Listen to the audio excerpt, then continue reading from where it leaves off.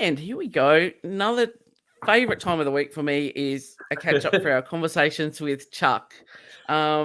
It's really good to kick off my week with these chats with you. Chuck, how are you after the weekend? I'm doing well. Does it make you feel less crazy? Is that it? Yeah, less crazy, more balanced. It's I just like, it's my start with Chuck. It puts my week right. Yeah, man, there's so many things that we talk through that then I get a chance to also talk through. This past weekend I was coaching a gymnastic course seminar at CrossFit Big D in Dallas and had just some amazing outside of the seminar conversation with, participants, and also with Chase Ingram, who's like fairly well known in the community. And same little segue that you and I have going into this, like we all go through these very basic, very universal struggles as humans. Yeah. And we just never fucking talk about any of it. Like most people have the same, like probably 10 super frustrating pieces of their own personal life and character development and just like life struggle shit. Yeah. And it lives in the dark, and that's sad. It's funny you mentioned Chase, because I was listening to Shoot the Shit Friday that he and Bill Grunler do for Get With The Programming, and they just went into their, they started out saying, well, not to get into too much detail, but my holiday wasn't great, this and that.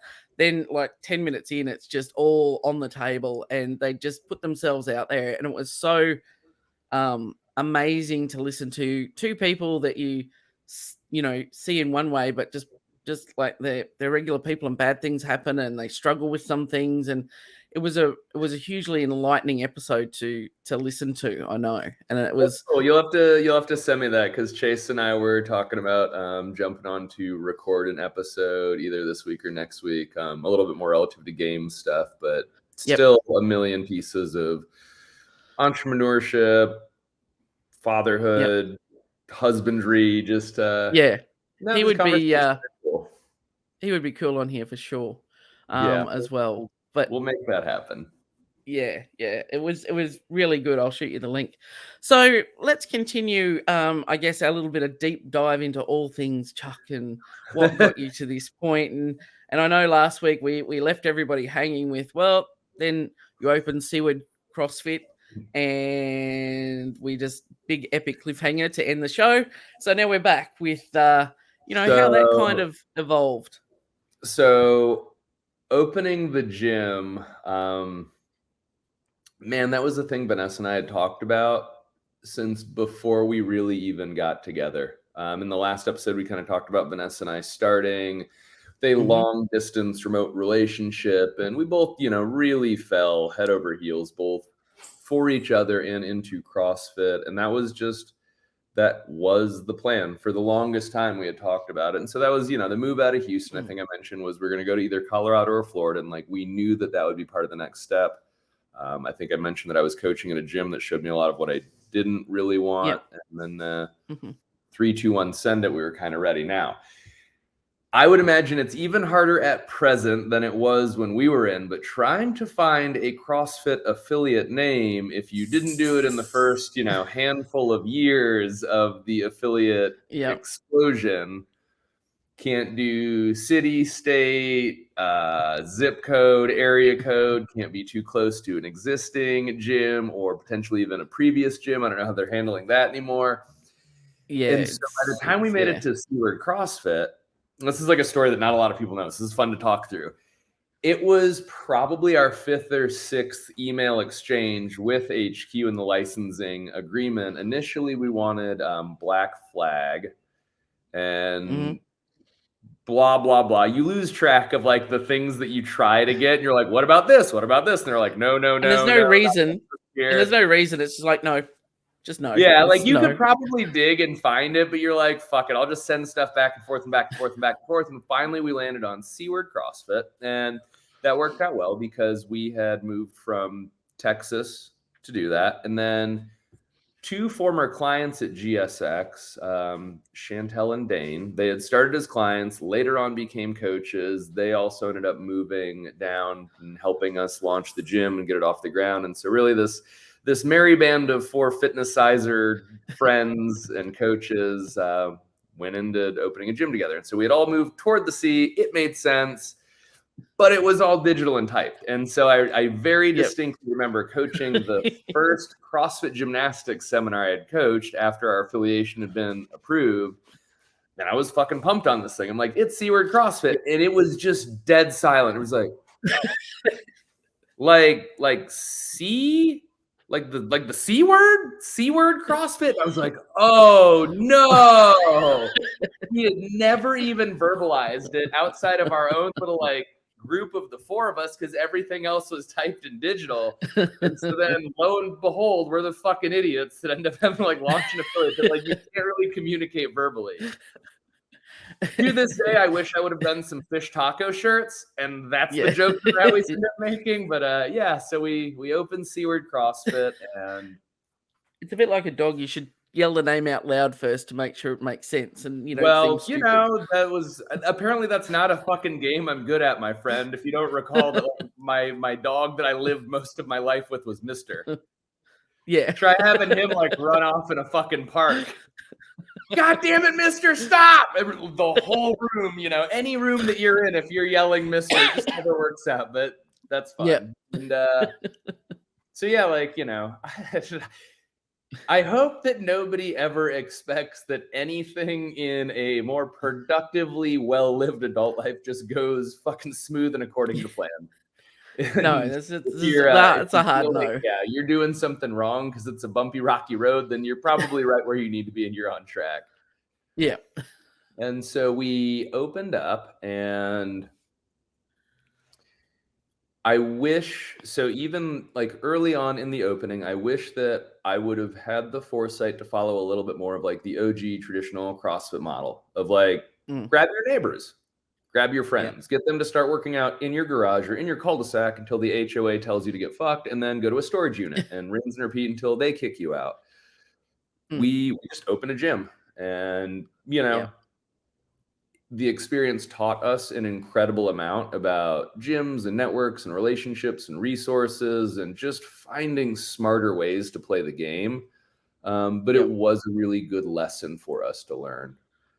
And, I went into it with probably like an above average amount of experience compared to the average affiliate owner. And I don't know that to be true. I know that like based on the sample size of humans that I've interacted with through the 15 years, like, yeah, most people don't go from, a lot of like managerial positions in other gyms, and most people don't have as much time in the community, and most people haven't traveled to as many gyms. And so for sure had a leg up in a lot of ways, but there was probably a little bit of arrogance that it might be an easier, smoother process than it ended up being. And so that was just, good life lesson stuff. Yeah. It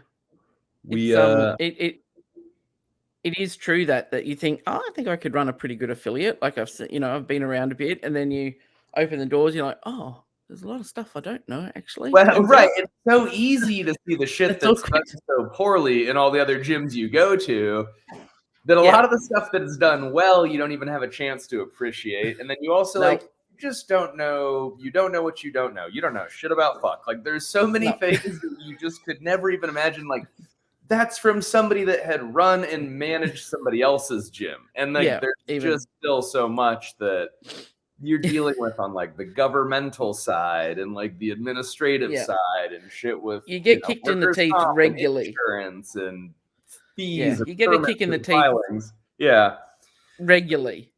It was amazing experience. We had set up into a commercial space. I think I mentioned on the last one that like we really went out of our way to try to create as much geographic separation from everybody else in the area as possible, because like that was just, we didn't want to be those dicks that are the last one into a market to just like open up a gym on somebody's doorstep.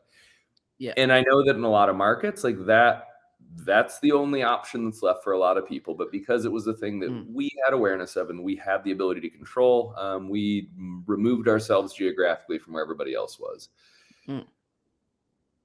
I can argue it anyway. It was the experience that we had. I wish that I understood making better use of commercial real estate sooner rather than industrial. But it worked out really well. We built great relationships. We were in a very cool part of town. We got to do a lot of fun, atypical things. And It is probably the most important series of life lessons and growth opportunities that I've really had. I mean, obviously I've had no shortage of like life lessons and growth opportunities, but the gym gave me a chance to put a lot of it to use. And then also coming off of what I had mentioned is like what I internalized is this endless string of life failures where I'd made it into, my mid 20s and I felt like I had still broken and ruined everything I'd ever touched. And like I was in some ways, I struggled with, feeling just destined for failure. The gym was incredible. It allowed me to reshape and rebuild my identity. It let us learn an incredible amount about business. It's something that I still tell people to do. Like on a regular basis, when I meet people at seminars, they're like, I'm thinking about opening a gym and I don't know. I'm like, yeah, just open a gym. And they're like, just like that. I'm like, yep. Cause like no amount of thinking and planning will ever prepare you for it. And even if you do it and decide you fucking hate it or it's not for you, you will learn so much that my own belief that I am sitting in this moment, it's part of why we're doing these recordings anyway. I believe that owning a CrossFit affiliate, not just owning like a business or a gym, but I believe owning a CrossFit affiliate is one of the most disproportionately beneficial ways to learn high income skills. By it not being a clear cut model, by it not being a franchise, with there being a whole lot of like, figure out what you love, figure out what they like, fucking make it work. It's an incredible teacher of the skills of entrepreneurship and business and just dealing with people. And predominantly for most gyms, like their margins suck. It's a hard fucking close. It's a weird thing to market for. It is a hard community at times to bring people into. And so a lot of the best pieces of it force you to learn a lot of skills in developing it as a business. Being able to understand tribes and identities, like that's not super common. There's a million shitheads that own Subway franchises, but nobody's like, fuck yeah, these people bleed green and yellow. They're gonna make the shit out of these subs. Like, it's not a tribe. No, there's a ton of businesses where you don't get to understand curating a culture, a community, and you would be hard pressed, in my opinion, to find a lot of other opportunities for your core values to be such a big piece of the day-to-day regular operation. Because everybody's got to want to be there and be there willingly, right? Like it's not like getting your fucking roof redone or getting your AC replaced, or getting a new transmission. You're like, hey, do you want to work out really, really, really hard? And you're like, okay, it's really hard. Does that mean that I'm going to get like results really fast? Oh no, these are extra slow results because they're all predicated on physiological adaptation and skill accumulation. They're like, okay, so it's really hard and it takes a long time. Well, that probably means it's cheap, right? Because like usually like you can have it good and fast, and you're like, no, it's also way more expensive than any other fitness you've ever priced. And you're like, let me get this straight. You're offering expensive hard fitness that makes progress slowly, but down the street I can lose like 30 pounds in 30 days for $30. And you're like, I mean, fuck them, and it's a lie, but you're not wrong about what we've going on here. Yeah, and that is the interesting challenge, and sometimes we, as owners, we can get blinded and caught up in that as well. But you're right with what you say. There's very few other jobs, for want of a better word, that you can do where you get to set the tone and the culture. Like, it's you're usually doing incredible. It's so cool, and that was so lost on me and like lost on us, I think, at that moment in the journey. Like I've shared with you guys on like the Fit Affiliate side as clients, like a bunch of times that like we had our core values and like what they meant to us, an expression of how you live those things. We had them in giant posters on the wall all around the gym.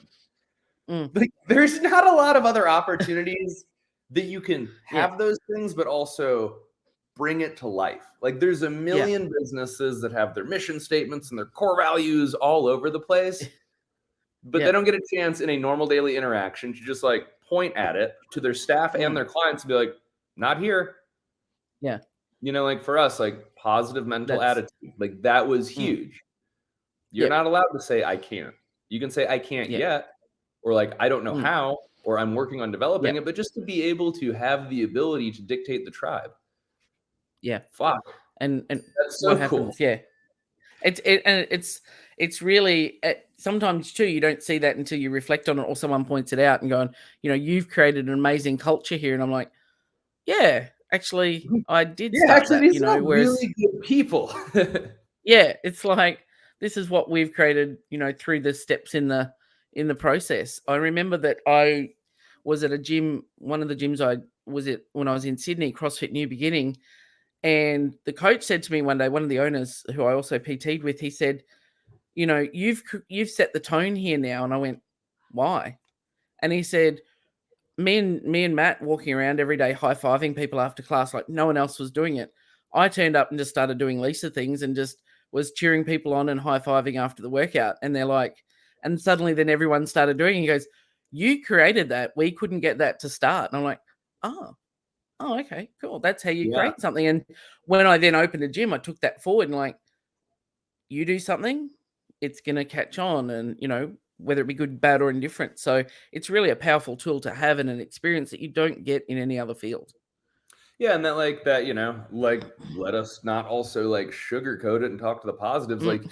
you get to build a whole lot of awareness in the affiliate where your thoughts, feelings, and words can also move the other direction. And I know that Mhm. when we were really struggling with a lot of our own identities as athletes and like really trying to figure out how our relationship with CrossFit and fitness worked to maintain, quality of life, to be able to focus on ourselves, our relationship, and the business, while we were also trying to like fitness our faces off and follow some stupid 3-hour a day competitive program. But a lot of where that was detrimental to us bled over into the gym, and it Mm. created at a time in the gym's life cycle some unhealthy prioritization of like performance at the Mhm. expense of what really matters. And not that that's inherently wrong, but for what we ended up coming to terms with, for what we wanted in the gym, for ourselves, our views of fitness, our view of the application of the CrossFit methodology, like that was something that we really got wrong for a while. And we Mm. did make the gym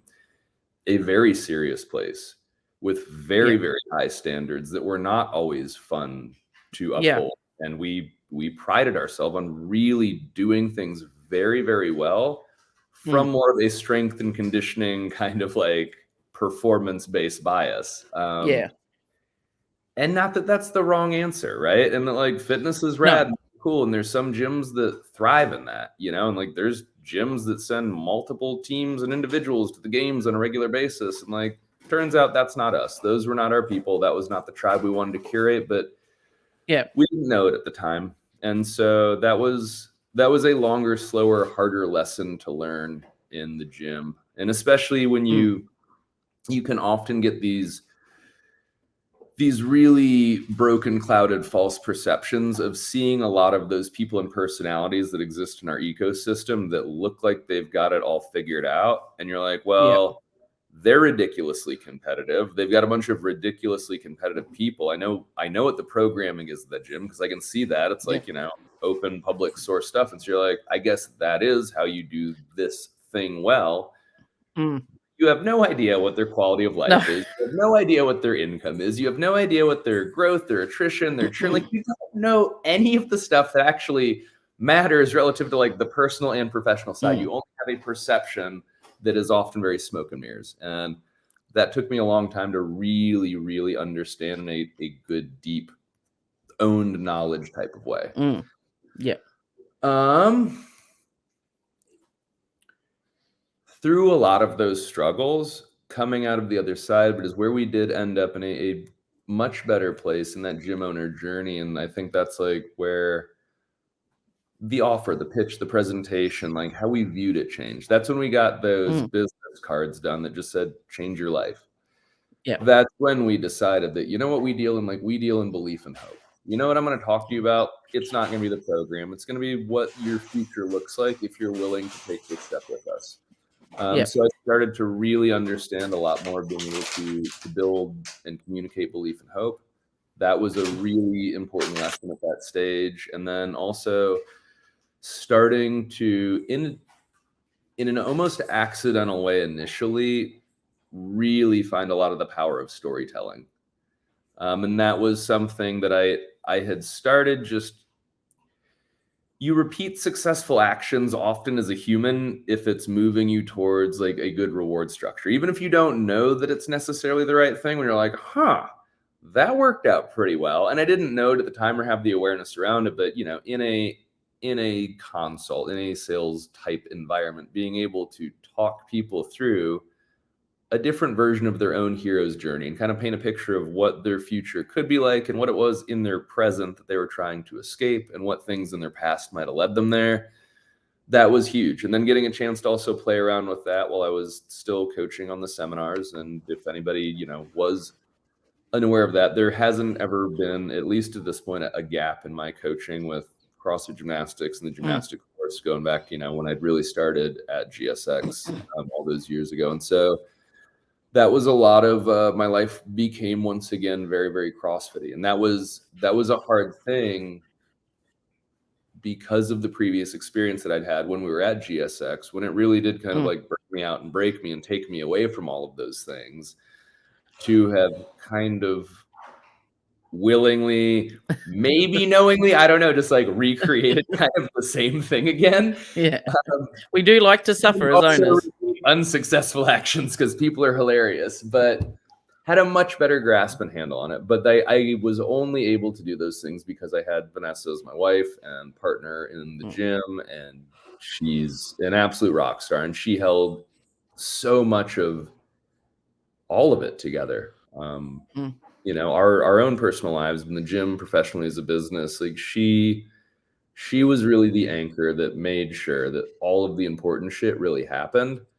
And it ended up being tragic because she never really got the recognition for it that she needed in the gym. And so that was a hard piece of like learning lessons and exploring shit for us in our relationship. And so the gym did become a big stressor and strain on our own like interpersonal, romantic, intimate relationship. And not just from,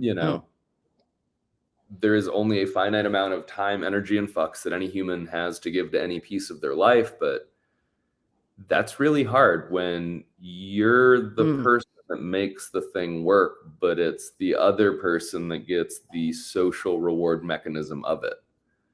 Yeah, that is tough.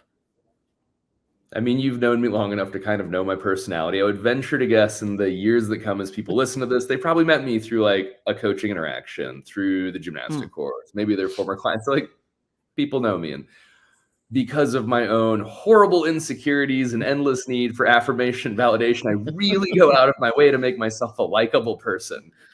Yeah. And we built a gym around a lot of that. And I was the really likable person. That was a really shitty thing for me to put her into that wasn't intentional, but like, you know what it feels like to get a cancellation email? Well, when like you're getting all the cancellation emails, but like none of the high fives, like, that thing. Yeah, it's the hard bit. Someone has to be the bad guy, but yeah.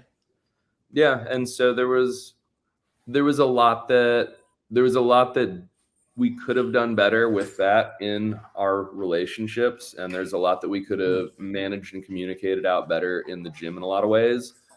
I think one of the things that we've carried over in a lot of the Fit Affiliate stuff is like trying to make some of those things just really process oriented, just like very binary, very black and white. Just, dude, you don't have to have emotions and feels. Like, cool, here's a cancellation form. Like, here's what we do. Here's how we handle it. The exit interview isn't like anything besides us figuring out like, yep, we don't do everything awesome. Doesn't always work out for everybody. What can we do better? Because that's all you can really do. And so trying to find ways to let the business eat some of the emotes, that was a big thing that we figured out that has been really nice to carry forward into the future. You, especially early on in the gym, one of the things that we really did get wrong initially that I think everybody kind of gets wrong out of necessity is you want everybody because you need everybody. And you will try to be all things to all people. And you are so hyper concerned about all of the feedback from everyone And that in and of itself is enough to like just break and ruin the whole experience. And so that was a big lesson that we learned over a long period of time. And like, that's something for Liam to take into his life. That's for everybody to really sit with, is like, don't concern yourself from the feedback of people who you would not aspire to be more like. Yeah. Don't concern yourself with feedback from people who are not the clients that you want to serve or the relationships that you want to have in your life. Yeah. And it seems so easy to just say out loud in this conversation, but it's such a hard thing to figure out and learn as a human. And you're like, I fucking hate her. Why does this email just make me want to like break my car in half? You're like, she's quitting, she's leaving. It's so good. And you're like, ooh, I'm mad about it. You're like, dude, why?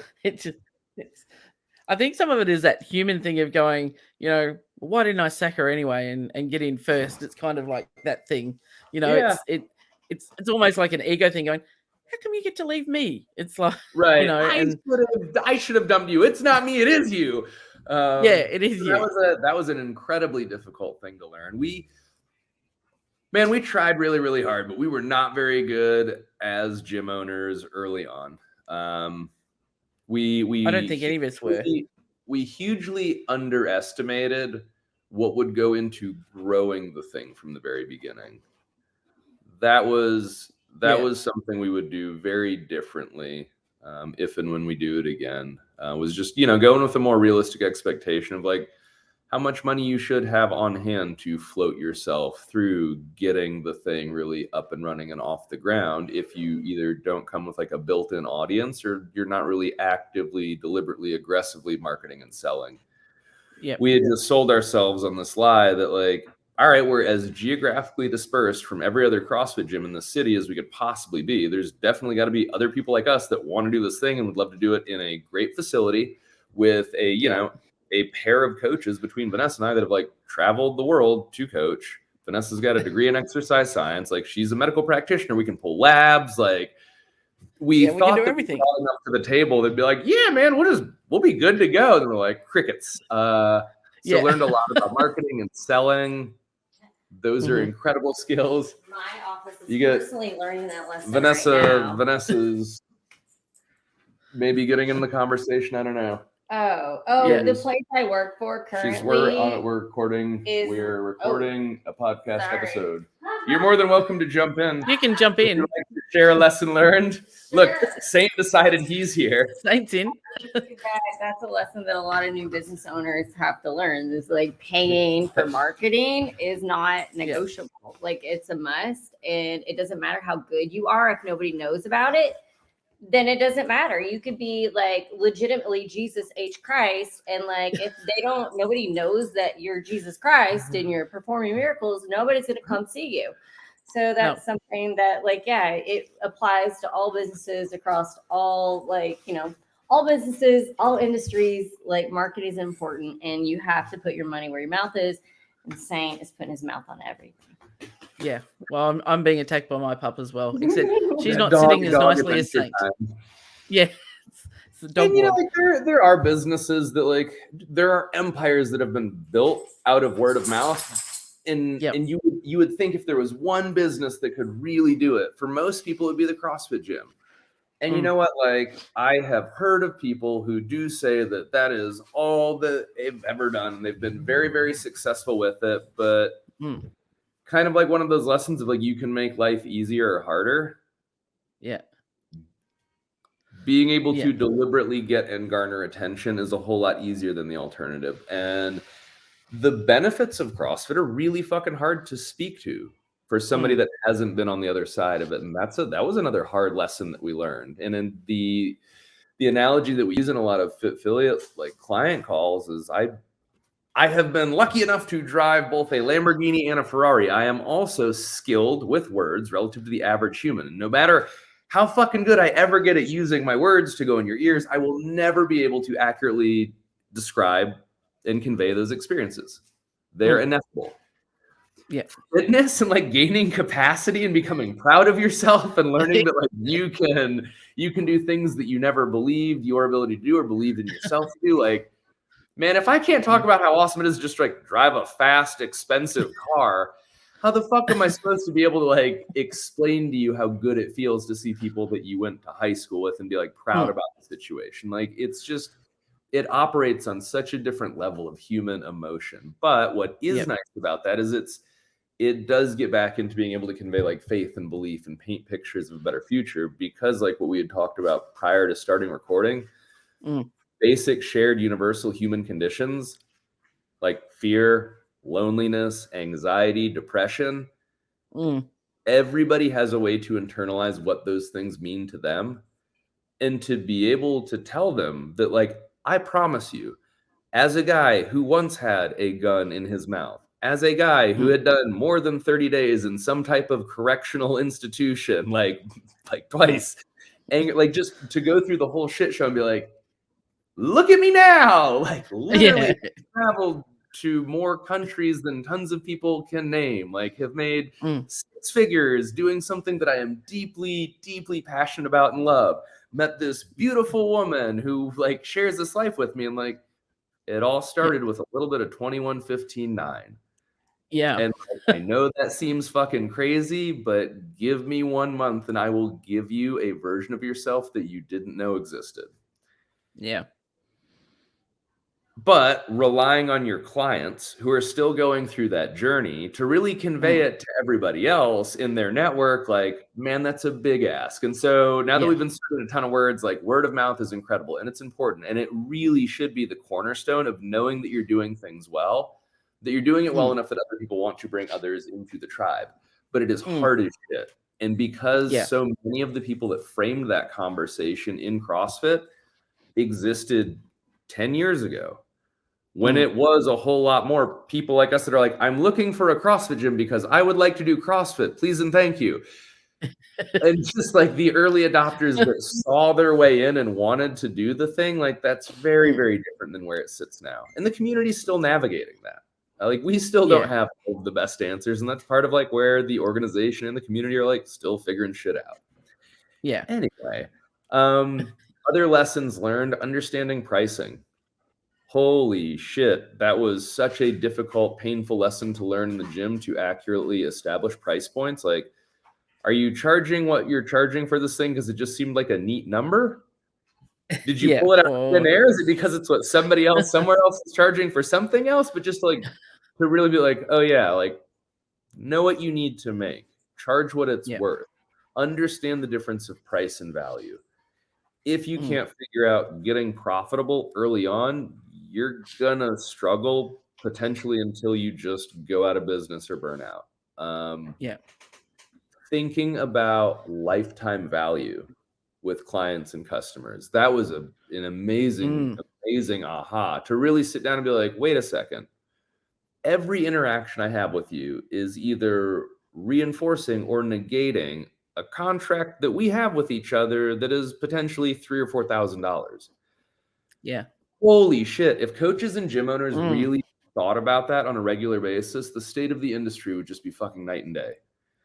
Like all the affiliate owners don't answer their phones and don't answer their emails and they're bummed about their business. Like literally anybody that's calling you could be offering to engage in thousands of dollars of business with you, but is also like you doing what you set out to do. Yeah. You wanted to change people's lives. This is somebody that like needs their life changed and could be worth $1,000 for the business. Like, go do the thing. Shit. And even just the basic things can, it's, I know that through my journey, like through Fitfiliate and becoming aware of that concept, you're like, oh yeah, right. And then sharing that with coaches was a thing. Like if you pissed somebody off this morning and they decide to quit, there's like $3,000 just walked out the door, not just $50 a week. Yeah. It's a big thing. Yeah, it is not small. And so maybe like another piece of that is like, dude, learning to share numbers a little bit more.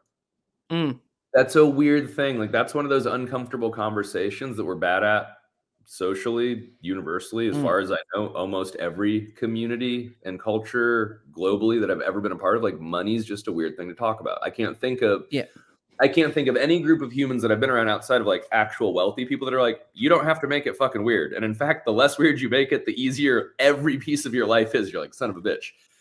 Yeah. But being able to share numbers with clients. Like, when people want to talk about pricing, or if that is an issue, do they understand the conversation that they're trying to enter in? That can be hugely enlightening.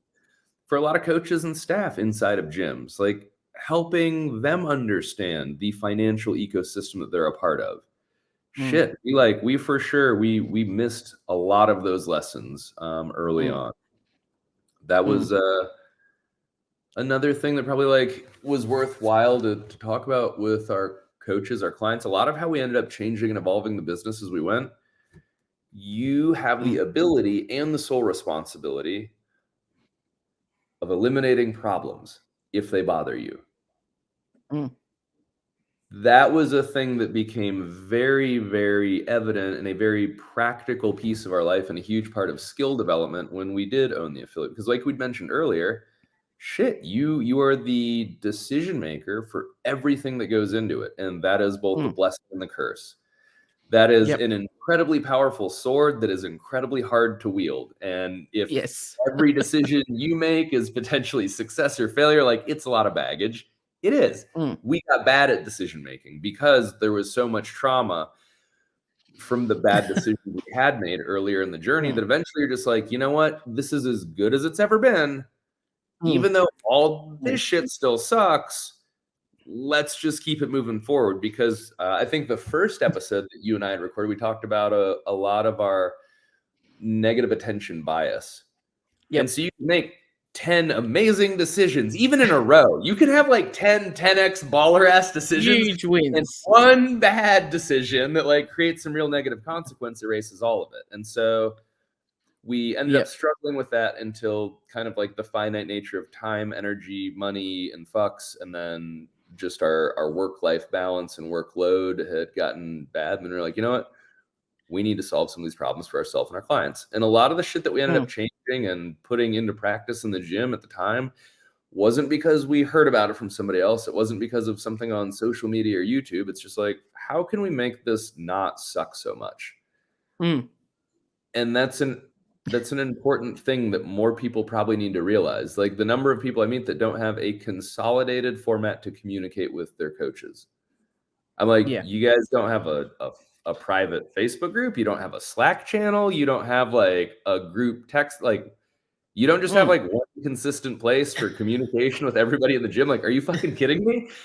You know, like staff meetings. We eventually got to the point that like we started doing weekly staff meetings, not because we wanted to, not because our coaches wanted to, but like, holy shit, how do I not have to answer the same thing 3 different times, 3 different ways to 3 different people on 3 different days? Hey guys, here's the things going on. Hey guys, what's not working when we're not here? Like, hey guys, how do we make this better?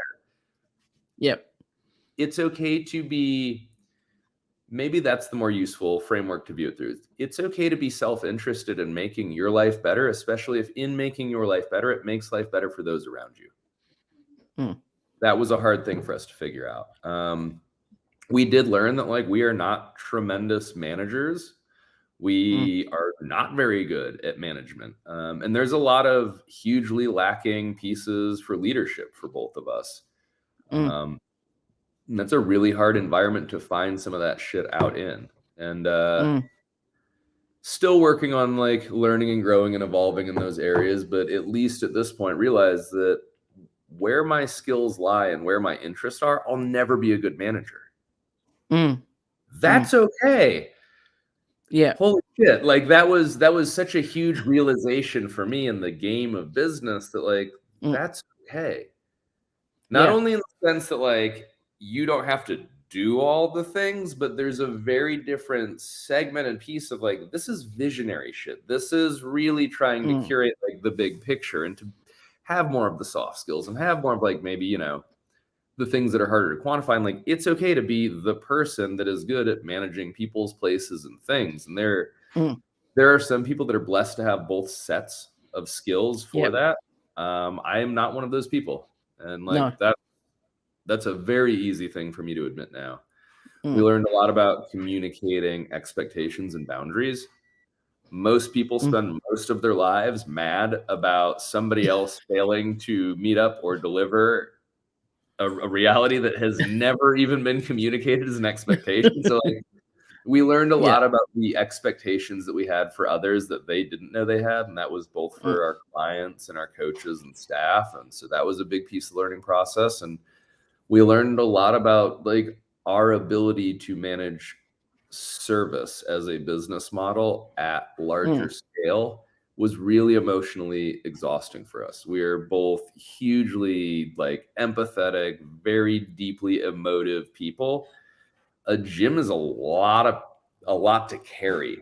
And that was even, with working as a nurse practitioner outside of the gym, that was with me coaching on seminar staff. I think that we had a more staffed out gym solution than a lot of owners do, but it's still a heavy thing to carry. And like, that was something that we got to really learn about ourselves. Well, at the end of the day, it's still the buck stops with you. Win, lose or fail, doesn't matter how many staff you've got. It's still your thing and your butt on the line and your name on the door. And if it all falls down tomorrow, that's still you're worrying about not only the members, but you worry about your staff. And, it's just you're responsible for everybody and everything ultimately, even though you're not doing all the things. Yeah. And so part of the nature of feedback, part of the nature of being able to really think about, management of humans as a skill, part of just looking at limitations of scale. That was also when we started Gym Gypsy, which is Vanessa and I's seasonal subscription, tangible printed workout log, because we're like, service-based businesses will always be a bitch to scale. Service-based businesses are always going to have more people to manage rather than less people. It seems so obvious now, but to even really stop and think about what is the long-term big picture nature of service-based businesses versus product-based businesses, where do we have like skill sets?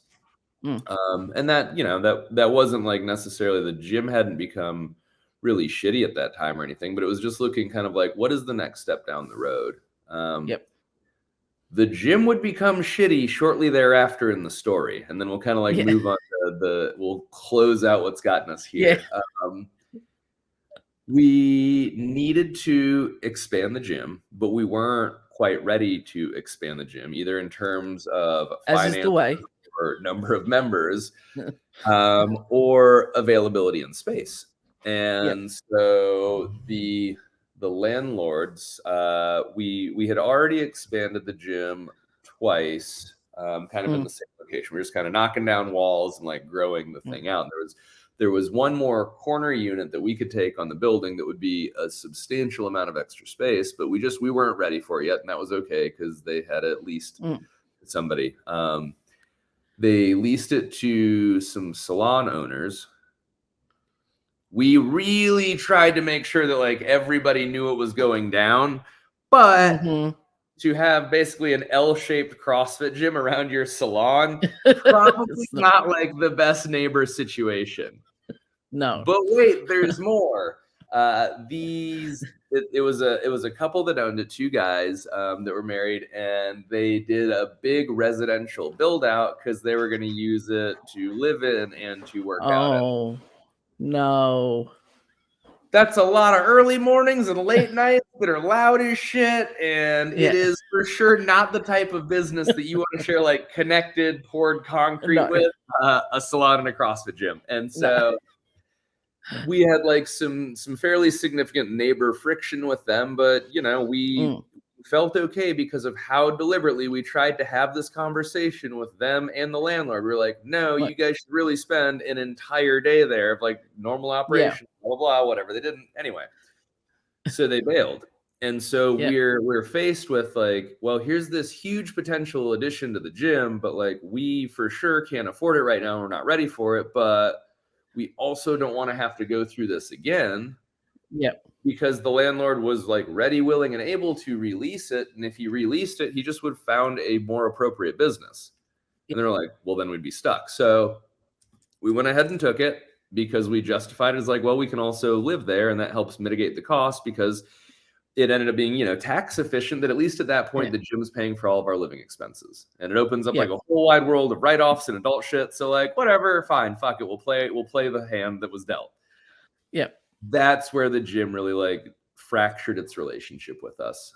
We thought that it would be a really good impetus and a really good way for us to like pour gas on the fire and just like absolutely smash business, because it worked for us more economically. It gave us like a big life cycle refresh in the gym. Everybody in the gym loves an expansion. Like, we had the ability to add a revenue stream, a lot of positives to it. But then the negative was that we literally lived at the gym, and it's cool 24/7 about like once. It's cool once. It is cool the one fucking time that you have to coach like the first AM class, and you're like, this is awesome. I can literally just wake up and like walk through a door. Yeah. That is the last time that it's awesome. Because even on that very first day, when you just can't escape it, when you're like between classes and you've got like your coaches working out, or when it's, fucking open gym, or your competitors are doing their thing, or even at the very end of the day, when you're the last ones there, like close up and lock up, but you realize you never even left. No. And like, so it just like, that was really a lot of where I think the writing was on the wall for us that would not be our forever, but we didn't really know what would end up coming next. And we ended up kind of, growing ourselves out of that, moving out, got another rental house. That was not a lot of other big, significant, wild changes. Like, we learned an incredible amount as gym owners. We'd gotten ourselves out of the way in a lot of ways in the gym. We brought in some awesome staff, awesome coaches. We had Gym Gypsy going. And so we were really ready for like the next stage in our life. And that would end up be, us getting pregnant. And we hadn't looked a whole lot further forward than that, I don't think. In a lot of our lives, like, we'd pushed, pretty big and hard and fast in a lot of ways. And at that point, I was still trying to figure out a lot of who I was. Vanessa's still trying to figure out a lot of like who she was, what we want to do. But I don't think we'd looked a whole lot further than like, we should probably like start really actively working on a baby and a pregnancy. Yep. And then we were like, shit, we're going to have a kid. And like, I don't know. It happened.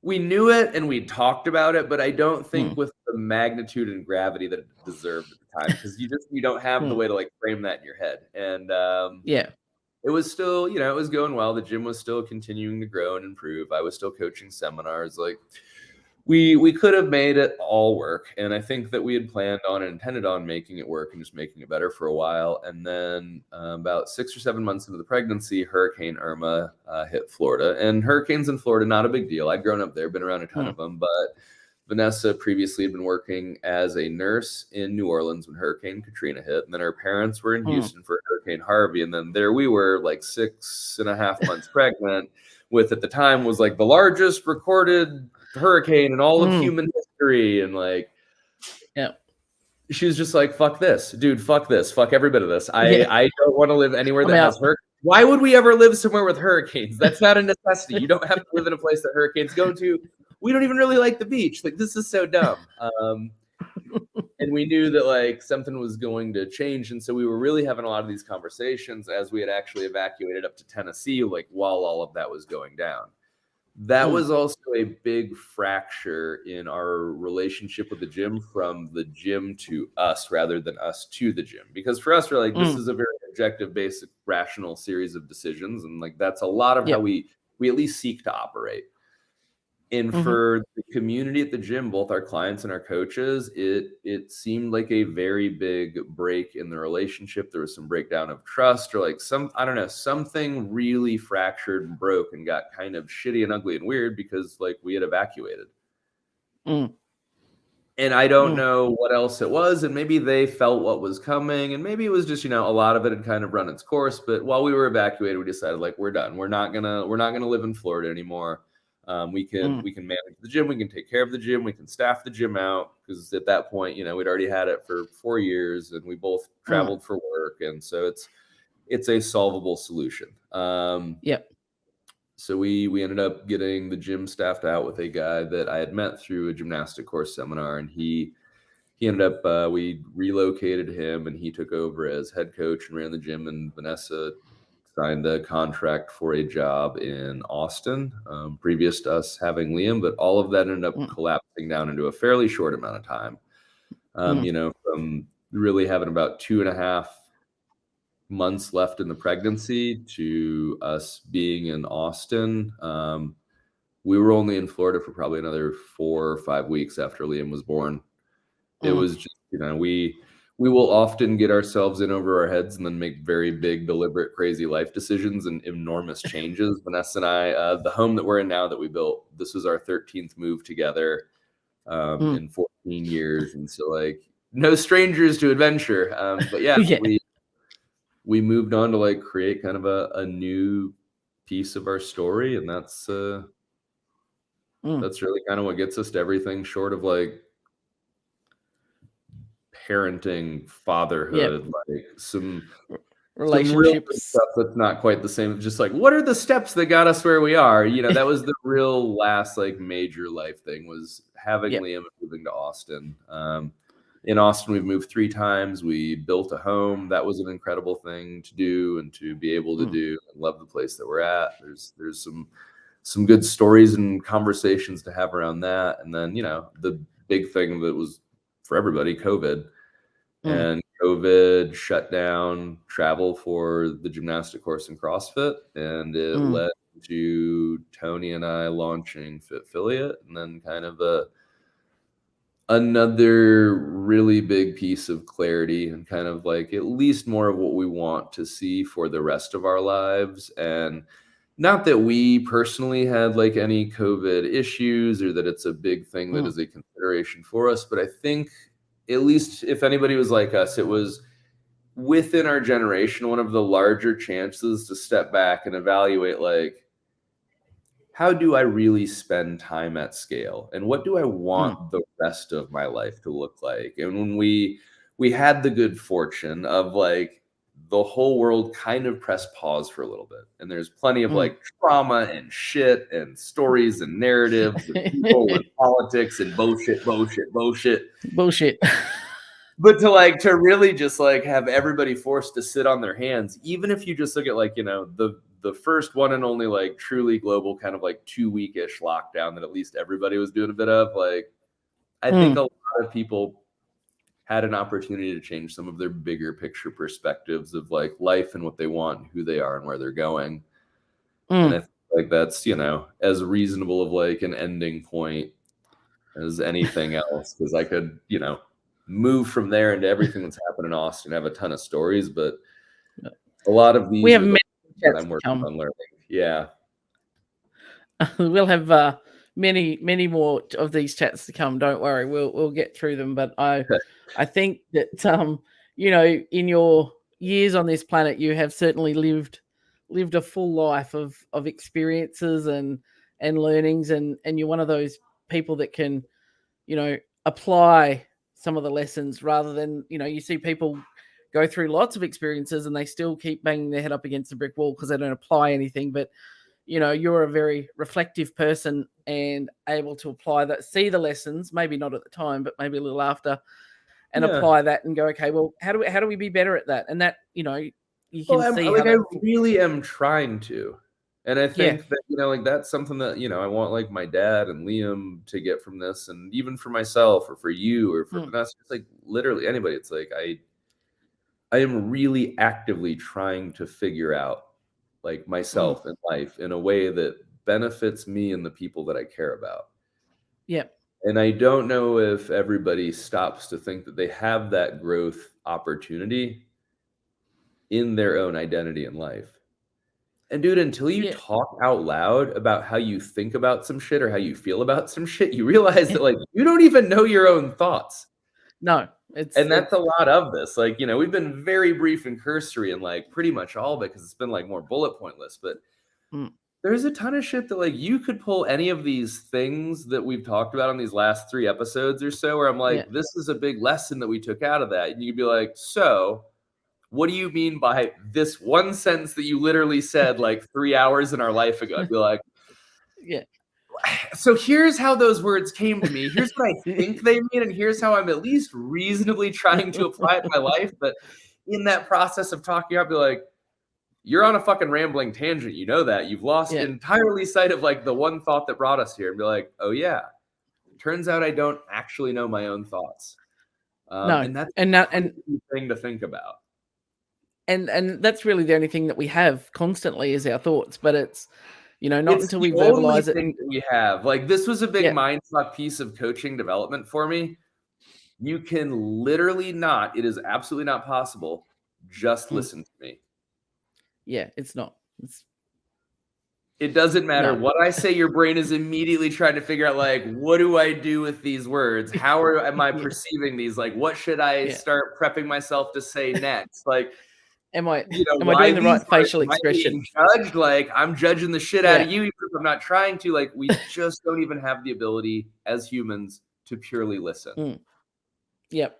Dude, our brains are so busy and we don't even understand our own thoughts and ideas. And that's hugely empowering, kind of terrifying. I don't know.